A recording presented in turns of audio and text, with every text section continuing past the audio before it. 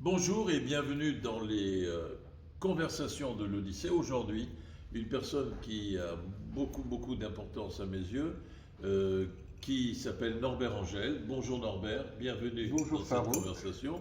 Comme je t'avais dit que je serais bref, donc je ne te présenterai pas en 25 points, mais très rapidement pour dire que Norbert Angel a été un adjoint à la culture exceptionnel, l'un des meilleurs, assurément, et vous savez que nous avons l'habitude de dire que si l'Odyssée a été possible, c'est grâce à la combinaison d'une volonté politique, celle de la ville de Strasbourg, et d'un engagement en faveur du 7e art, celle de notre association, les RCA Odyssée. Eh bien, l'engagement, la décision politique, si vous voulez, eh bien, vous en avez l'auteur ici, puisque Norbert, que je connaissais en philo à la fac de Strasbourg, eh bien, avait entendu parler de notre projet en 1988 et il était à l'époque directeur de campagne, il me corrigera, de Catherine Trottmann.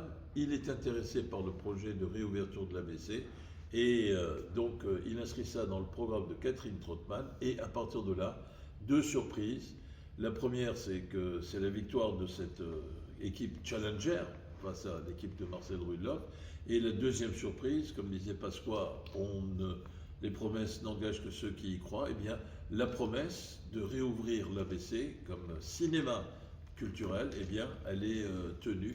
Et ça, c'est en grande partie grâce à Norbert qui a inscrit la réouverture de l'ABC dans le programme. Merci donc et bienvenue chez toi, d'une certaine manière. Alors, j'étais un peu long, mais il fallait quand même situer. Non, c'était très bon. C'est vrai, oui.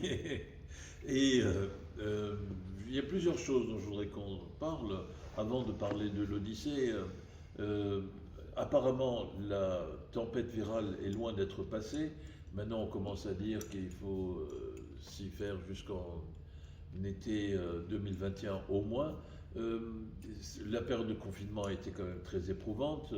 La période de couvre-feu, en espérant qu'elle n'ouvrira pas la voie à un reconfinement généralisé, euh, tout ça, ça mérite des réflexions, notamment sur la place de la culture. Et par rapport à la culture de salon, la culture comme lien social, les gens se retrouvent ensemble pour partager des moments culturels. De ce point de vue-là, quelles sont tes réflexions, cher Norbert? D'abord, avec beaucoup de modestie, je dirais que je n'ai pas envie d'en rajouter sur le flot ininterrompu et la tempête de pseudo-réflexion qu'on voit sur toutes les chaînes de télé, de radio, etc. J'ai un certain nombre d'amis, pas un seul, qui ont décidé d'ailleurs de ne plus rien écouter, tellement on est absolument gavé par le nombre d'épidémiologues, de virologues. J'aurais jamais pensé qu'il pouvait en exister autant dans le monde qui courent après le micro pour parler. Non, il y a quelques réflexions très simples à faire. D'abord, une personnelle, je suis perdu complètement dans les chiffres qu'on nous donne. Ces chiffres me paraissent tout à fait anormaux si on les rapproche des uns des autres. Il y a là d'ailleurs un problème de communication dont je voudrais bien, ou pour lequel je voudrais bien qu'on m'éclaire. Ça, c'est une première remarque. La deuxième, c'est que visiblement, nos sociétés, puisque peu ou prou les différents pays prennent des mesures à des moments différents, mais qui sont très fortement identiques, du moins en Europe, on peut dire qu'on a aujourd'hui une société qui a délibérément fait le choix de l'individu plutôt que de la société, ou devrais-je un peu outrer certains en disant contre la société, puisque quelque part le choix a été fait de la manière suivante. C'est un choix que les mathématiciens connaissent, c'est une question de minimax, c'est-à-dire on a à peu près calculé, à mon avis en l'exagérant, mais on a à peu près calculé ce que pouvait coûter en vie humaine le fait de laisser courir la chose totalement, et d'un autre côté, ce qui est incalculable, ce que ça occasionnera comme désordre à long terme. Non pas simplement désordre, je suis un vieil homme maintenant, je peux parler très librement, non pas simplement Tu n'es pas désordre vieux, tu es sage. pour la caisse des restaurateurs qui, je le rappelle un peu, in cauda venenum, quand ils avaient demandé une baisse de la TVA pour créer 100 000 emplois, ils n'en ont créé aucun. Et là, ils n'ont pas pleuré. Alors aujourd'hui, ben mon Dieu, tous les commerces, toutes les activités ont des aléas. Donc, c'est pas aux restaurateurs que je pense, mais au retard énorme pris pour certaines franges de la population, au retard pris par l'éducation, etc., au problème du chômage, etc. Et plus profondément, la communication, et je parle bien de la communication malheureuse du gouvernement a introduit l'idée qu'il n'y avait plus une population, mais qu'il y avait deux populations, c'est-à-dire la population entre guillemets normale, entendez celle des actifs, et la population des personnes fortement à risque. Or, on sait très bien que si on avait pris d'autres barrières de communication, par exemple dire le nombre de morts entre 68 ans et à plus de 68 ans ou à plus, je ne sais pas, de 70 ans, de toute façon, je suis concerné par toutes ces barrières. Mais non, qu'est-ce qu'on a fait? On a pris 65 ans, c'est-à-dire on a pris exactement le temps de l'activité contre les non-actifs.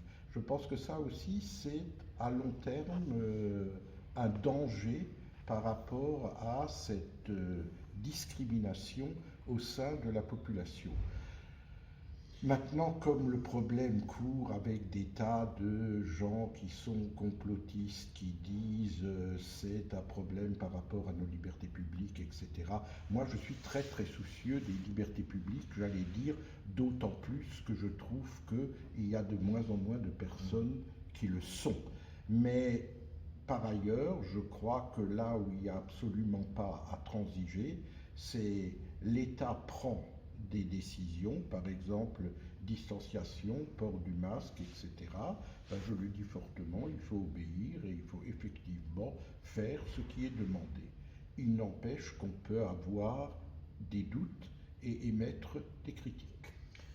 Nous disons régulièrement, respectez les consignes de sécurité sanitaire, exercez votre vigilance démocratique pour ne pas être infantilisé et transformé en esclave consentant. Mais une contradiction par rapport à ce que tu évoquais, on parle de l'âge de 60 ans, 65 ans, tu disais.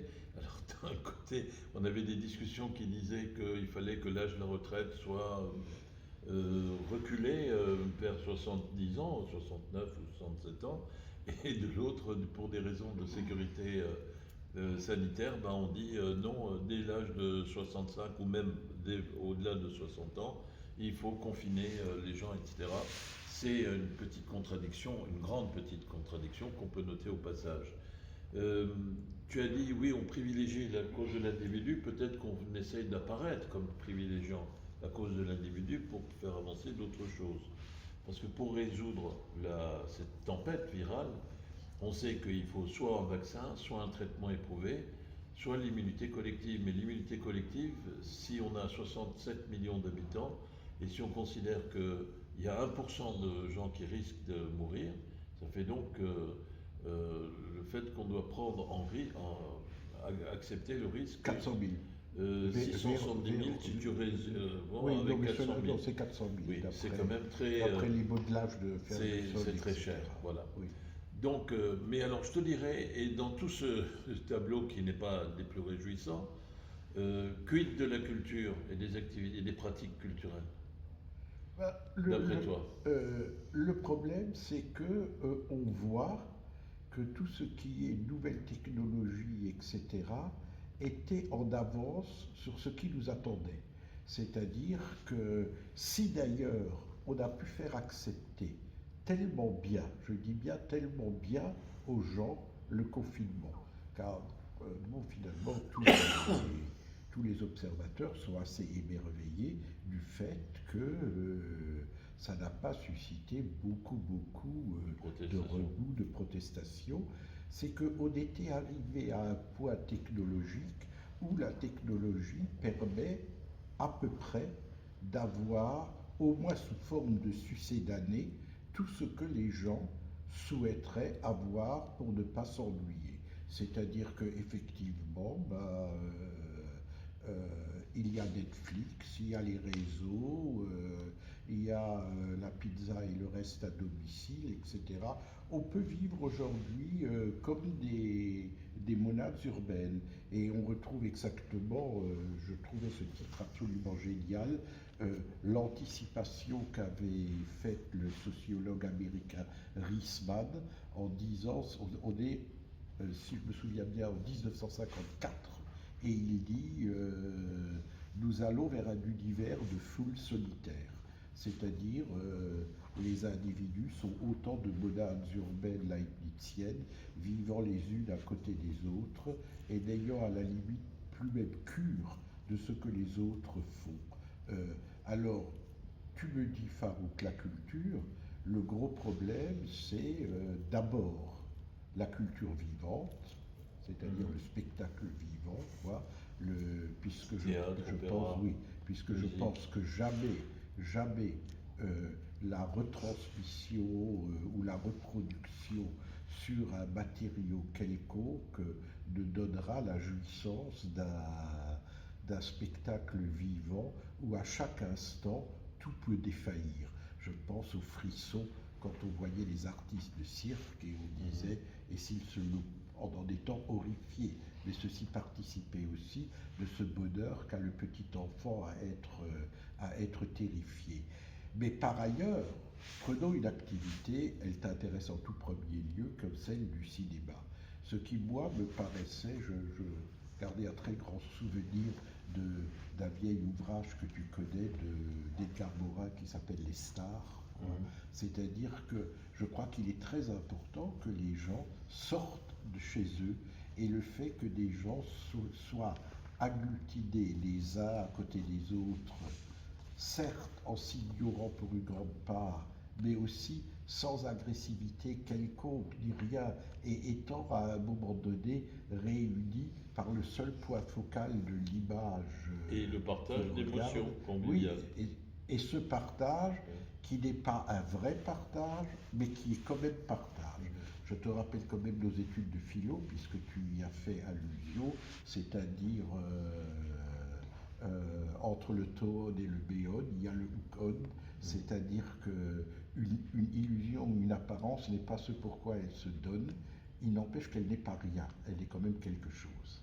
Et surtout dans la société de consommation aujourd'hui, où il suffit de se référer à la société du spectacle de Guy Debord. Euh, mais disons que c'est. Moi, je faisais la distinction entre pratique culturelle de salon, c'est-à-dire dans le cadre d'une atomisation des rapports sociaux, comme tu l'as évoqué avant, où chacun est sur son canapé à boire sa canette de bière ou de Coca-Cola, et être dans un rapport avec des arrêts sur image quand on veut aller se laver les mains, ou, etc., etc. Et puis, il y a la pratique culturelle et sociale. Parce que ce soit le spectacle vivant ou le septième art, le cinéma, eh bien, c'est du lien social aussi, qui est formidable. Ça réunit les gens autour d'émotions et de réflexions communes. Est-ce que là, il y a, tu crois, cette pratique, bon, elle est aujourd'hui mise en péril, mais c'est provisoire. Est-ce que ça peut entraîner des, euh, des conséquences durables, d'après toi? Non, alors ce que je crois là, c'est une croyance bien sûr, ce que je crois là, c'est qu'il n'y a pas à s'inquiéter pour le long terme, car historiquement, si je prends par exemple des périodes de crise, certes d'autres natures, c'est-à-dire comparaison des paraisons, mais après les périodes de crise, il y a toujours une envie des gens d'aller vers les autres de nouveau, de sortir, de vivre autrement que comme cloporte cloîtrée, quoi. Simplement, il y aura une petite partie d'une génération, je pense là aux personnes âgées, qui auront pris l'habitude de se réfugier, je prends le terme à dessein, de se réfugier chez eux et qui ne reprendront pas le chemin des salles obscures ou d'autres sorties, appelons-les conviviales ou sociétales. Mais ceci ne touchera qu'une petite part de la population. Le problème, c'est comment est-ce que le secteur, et je pense au cinéma particulièrement, va subir cela. C'est-à-dire, ma fille qui travaille dans ce domaine me disait que 80% de l'activité des cinémas est concentrée sur les séances de 19h30, 20h et au-delà. C'est-à-dire que si effectivement un couvre-feu comme celui qui existe devait perdurer très longuement, on peut se demander, alors c'est pas du côté des spectateurs que le problème se poserait après, c'est qui est-ce qui survivra encore à la crise. C'est juste parce que la séance royale, c'est celle de 20h ou 20h30. Et que là, avec le couvre-feu tel qu'il est appliqué pour les 2 tiers de la population française, couvre-feu à partir de 21h, ça veut dire que les séances de 20h sont sacrifiées. Et ça, c'est un problème. Bon. Du coup, rien n'est forcément fatalement tragique. Ça suppose aussi un effort de la collectivité et des dirigeants. Nous, on avait dit pendant la période de la campagne des élections municipales en mois de juin que si la ville de Strasbourg, pour revenir sur un cas particulier, décidait de mettre l'équivalent de 2 € par habitant de l'Eurométropole, 500 000 euros. Si, non, qu'est-ce que je raconte, 900 000 euros. Si elle décidait de mettre 4 euros, pardon, ça devient compliqué. non, 4 euros fois 280 000, ça fait dans les 560 000. Donc voilà.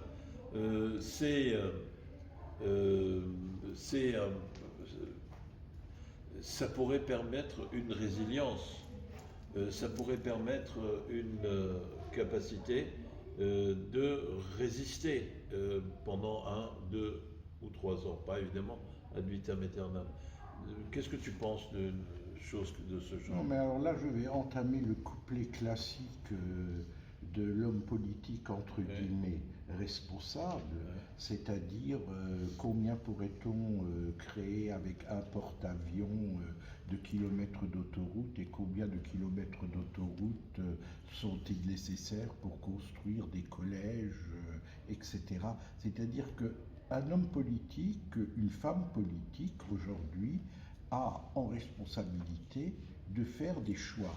Or, si l'argent magique n'existe pas, je crois qu'il existe encore moins au niveau d'une collectivité ou d'une municipalité qu'au niveau d'un État, pour des tas de raisons que beaucoup des auditeurs là peuvent comprendre, mais dans lesquelles je n'entrerai pas, ça excéderait beaucoup trop le champ de ce moment.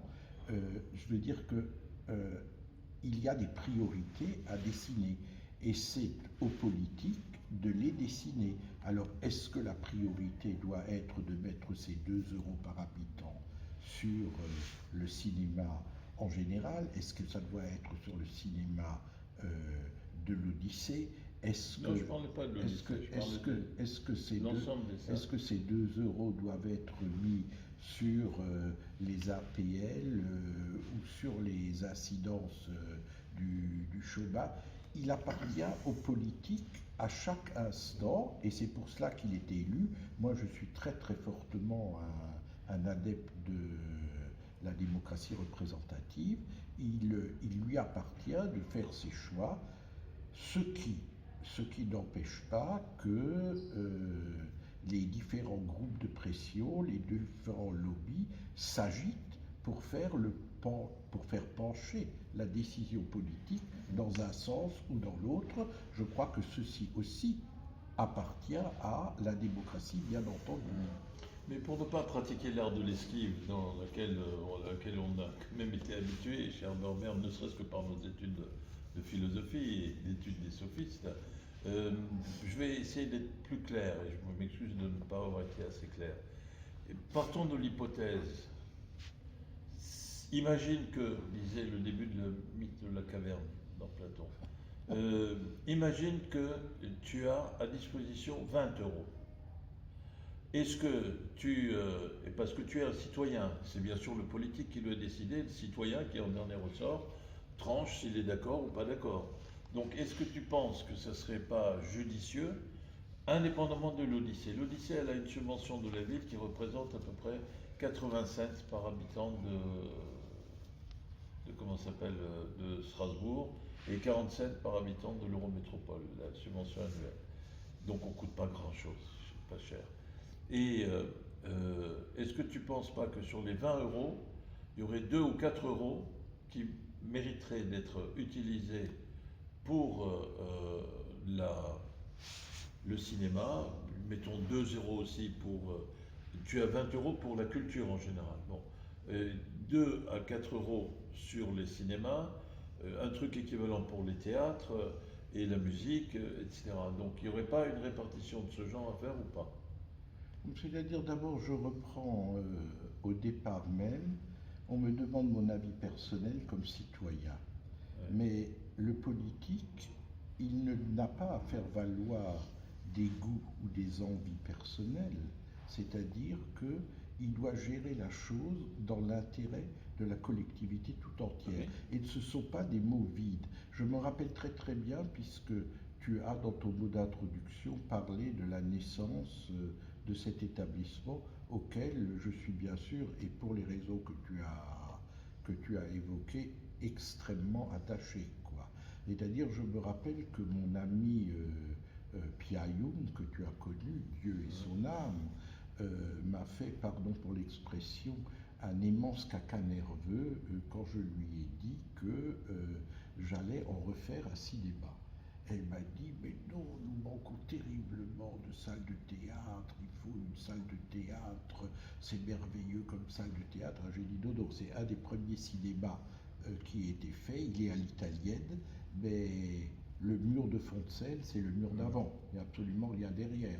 Ou alors tu es chez le fruitier Quenette, que d'aucuns ont connu. L'épicerie Sadal qui voilà, était derrière, oui. Et je veux dire, on a alors, comme citoyen personnellement, c'est-à-dire la question est aussi celle-ci, c'est-à-dire que je ne suis pas pour une politique de confetti. C'est-à-dire que si on décide d'aider un secteur, il faut l'aider massivement.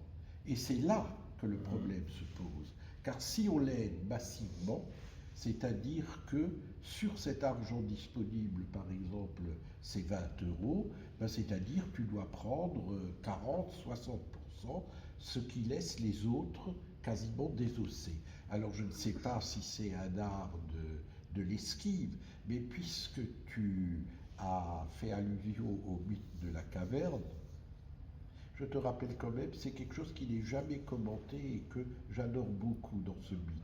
Si tu ne l'as pas parfaitement en tête, tu le reliras. C'est-à-dire, quand on cherche le prisonnier en vain, pour le monter vers la vérité, il souffre énormément, c'est dit. C'est-à-dire, il ne veut pas du tout monter. Il a mal aux yeux, il trouve que c'est horrible, il est aveuglé. Et la personne qui lui fait le grand bien, appelons-le le Messie, qui lui fait le grand bien de le monter jusqu'aux vérités éternelles, il lui dit, oui, c'est très très dur, mais je sais mieux que toi ce qu'il faut pour ton bien. Oui, mais devine si tu peux, choisis si tu l'oses, disait aussi un adage de la Grèce antique, donc il y a des choix aussi de politique à faire.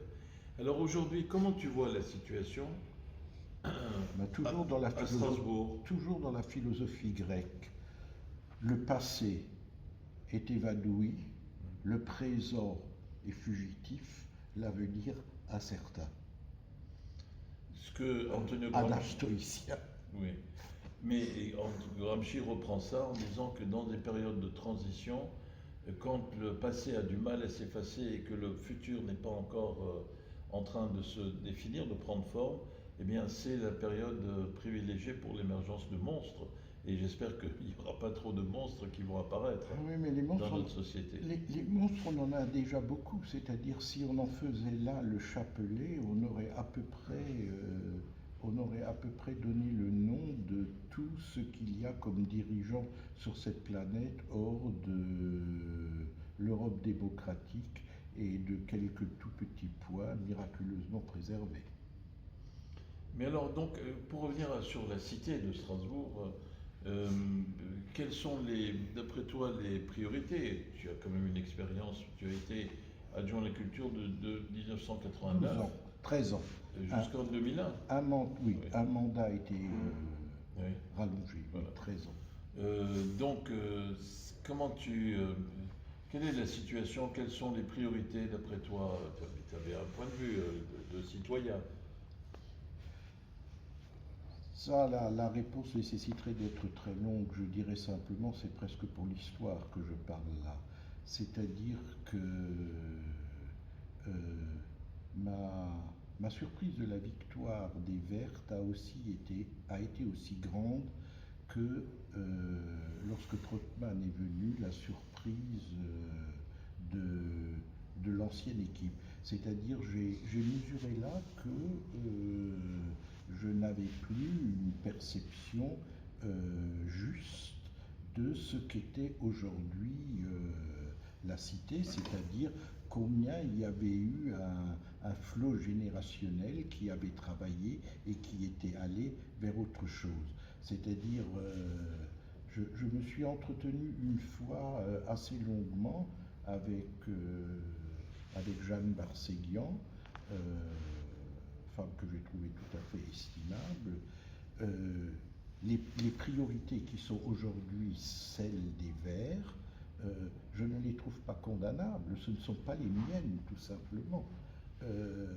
C'est-à-dire que je pense que de manière déterminante, mettre une part très importante ou assez importante des ressources fiscales de la collectivité sur des soucis qui me semblent être légitimes, mais être des soucis beaucoup plus de politique d'État que de politique particulière, c'est pas la voie que moi, à l'époque, je privilégiais. C'est-à-dire que je suis resté attaché à l'idée que les villes sont en concurrence très très fortement et que cette concurrence implique qu'elles ne soient pas mesurées toutes à la même toise, mais qu'elles aient leurs points d'excellence et leurs points de faiblesse. Je me rappelle ce secrétaire général qui a été un temps engagé par la ville de Strasbourg euh, lorsque c'était l'équipe de Catherine Trottmann, donc l'équipe où j'étais, qui dirigeait la ville, et qui m'expliquait benoîtement lors de son arrivée, j'ai regardé, ça ne va pas du tout, c'est-à-dire que en offre de spectacle, cette ville de 280 000 habitants a une offre de spectacle de cinéma, machin tout confondu, de 800 000 habitants, alors qu'elle a en crèche une offre de 70 000 places. Je me rappelle de ça, et des chiffres.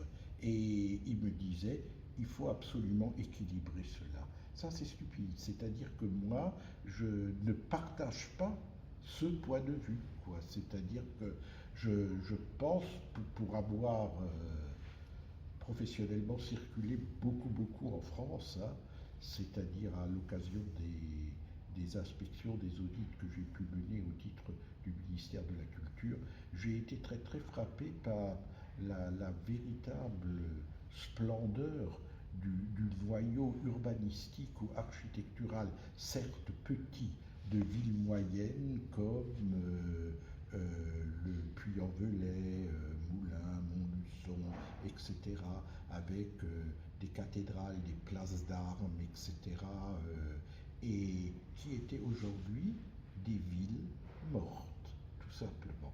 C'est-à-dire, et qui finissaient par ne vivre plus que de la générosité publique, c'est-à-dire des allocations familial, chômage et des fonctionnaires, puisque l'activité pure de la ville s'était retirée d'elle. C'est-à-dire aujourd'hui, il y a une grande discussion sur le Parlement européen.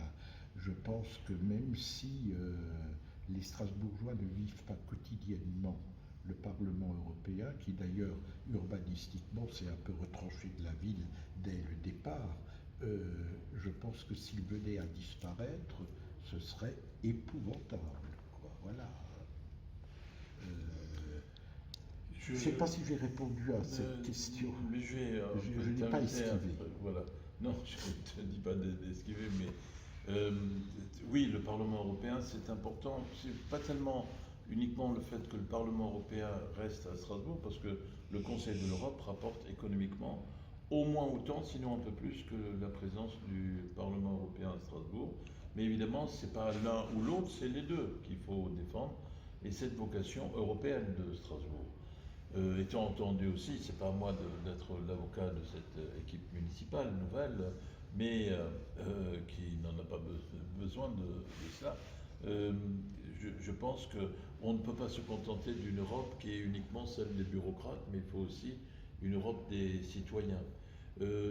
Tu dis que tu as peut-être des options avec lesquelles tu n'es pas d'accord, mais je pense qu'une ville peut aussi agir de deux façons simultanément. D'une part, une action directe par des choix et une action indirecte en suscitant une implication plus grande de l'État, par exemple. Donc ça, c'est parce qu'on a un point de vue global. Moi, ce qui me semble important, c'est d'avoir un point de vue, une politique avec des instruments différenciés, variés, mais complémentaires et utilisés d'une manière homogène et cohérente. Donc, c'est de ce point de vue-là que j'avais posé. Je voudrais une illustration de ce propos. Eh bien, je vais dire, je pense que. Je vais prendre l'exemple des salles de cinéma. Et encore une fois, tu as évoqué avec un sourire taquin, qui est une de tes qualités aussi, des saveurs sympathiques de ta personnalité. C'est pas du tout pour faire provoquer des retombées d'argent pour l'Odyssée qu'on prétend venir en aide à toutes les salles de cinéma. Il y a des choses qui sont de l'ordre de l'État et notamment du Centre national du cinéma qui doivent venir en aide aux salles de cinéma. Il y a aussi, et ça c'est une proposition qu'on a faite au premier adjoint et à l'adjointe à la culture, de dire la ville de Strasbourg peut aussi aider les salles de cinéma avec une contrepartie qui serait évidemment demandée. Par exemple, tu as parlé d'Europe, il faut renforcer la programmation à caractère européen parce que ce qui est insupportable, et c'est quand même vexant, il faut bien le dire, c'est de voir des salles de cinéma qui pleurent notre Père qui est aux cieux, donnez-nous notre film américain quotidien, faute de quoi on est fichu. Il n'y a pas que le cinéma américain, c'est très bien le cinéma américain, mais il y a d'autres cinématographies, pour commencer européennes. Et puis un travail en direction des quartiers. Parce que je pense que ce dont on risque de mourir en France, en tout cas ce qui pose problème, tu as parlé de Moulins, et Moulins c'est la ville natale du malheureux enseignant qui a été décapité, Samuel Paty. Il faut faire quelque chose en direction des quartiers pour réduire la fracture sociale qui existe en France, et la culture peut être un instrument. Donc de solliciter les salles de cinéma pour qu'elles fassent un travail un peu plus orienté, un peu plus attentif aux différents quartiers. Et là, elle peut utiliser les 2 ou 4 euros que j'ai évoqués. Alors, toujours là-dessus, avec cette liberté de propos que je peux avoir aujourd'hui, d'étant plus politique, d'étant plus fonctionnaire, etc. Je veux dire, le problème du travail sur les quartiers. Je tourne le bouton du son pour qu'on t'entende bien. Est une sorte de mantra que le ministère de la Culture et les municipalités ont pris pour credo depuis quelques 20 ou 25 ans, avec des résultats inexistants quasiment. Oui, mais c'est peut-être ça a été mal engagé, ça ne veut pas dire qu'il ne faille pas le faire. Je veux dire, Oui, mais c'est un peu comme, c'est un peu comme si on payait sa dîme à la mode du temps. C'est-à-dire que quand on voit les documentaires qui sont tournés, dernièrement il y en avait un qui m'a assez saisi, un documentaire qui était tourné sur une classe de lycée de la périphérie parisienne avec un grand nombre d'élèves qui étaient une part étrangère, une petite part, et les autres d'origine étrangère, etc. Le film s'ouvrait sur ce hiatus dont il a été question pendant le documentaire, pendant tout le film. On demandait qui était français. Et les 2 tiers de cette classe étaient français. Et on demandait qui se sent français. Il n'y en avait aucun. Carrément aucun. Et alors on leur demandait pourquoi. Alors ils disaient français c'est être blanc, nous on est noir. Français c'est habiter dans des régions, dans des quartiers chics, nous on habite ici, etc. Mais ce hiatus, c'est là qu'est le vrai problème. C'est-à-dire que, au-delà de choses horribles et sinistres, qui peut d'ailleurs avoir des effets secondaires eux-mêmes terrifiants, au-delà donc de l'assassinat de cet enseignant d'histoire géo, il y a là un vrai problème, et puis on a été complètement incapable de le résoudre.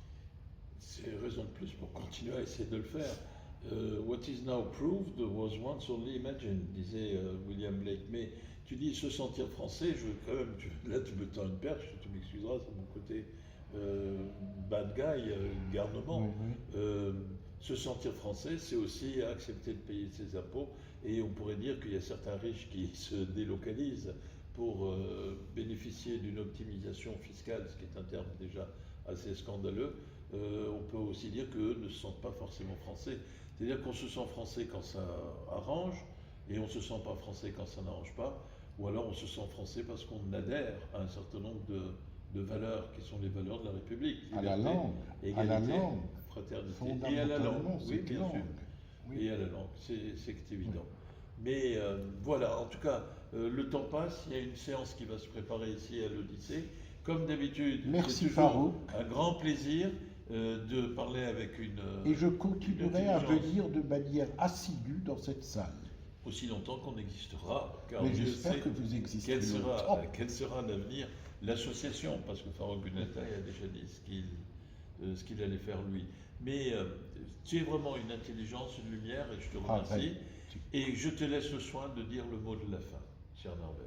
Mon plaisir énorme à venir toujours dans cette salle, parfois pour des manifestations où il y a beaucoup de gens à côté de moi, parfois j'y suis aussi seul, mais le bonheur est chaque fois le même. Car c'est un endroit qui est rempli de bonté et d'amour du 7e art. Voilà. Merci beaucoup Norbert. Merci à toi Farouk. Merci à toi et bravo. Et à très bientôt. Au revoir. Au revoir.